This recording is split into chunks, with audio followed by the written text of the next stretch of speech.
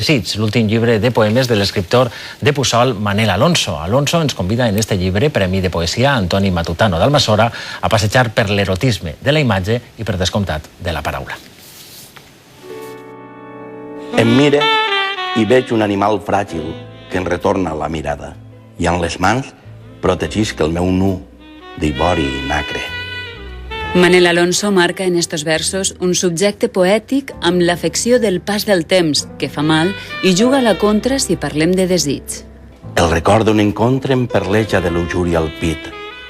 Pacient, invoca un cos que em prenga, que m'arrossegue, que em posseïsca. En Si em parles del desig hi ha la conjugació dels claroscurs d'un erotisme en què la mirada assolís una importància cabdal. L'erotisme és allò que ens fa més humans, és a dir, és la nostra fortalesa i la nostra feblesa. Cada racó del cos s'erigís en protagonista, però hi ha també l'instant fugaç i colpidor com un flaix que cal deixar tatuat al paper. És el que trobem en la segona part del poemari, on un conjunt de poemes curts arredonissen el lirisme del llibre. En el diàleg amb si mateix i amb l'amant absent, Manel Alonso doma la paraula a través de la imatge que ens porta hàbilment per la perpètua senda de la seducció. Calla.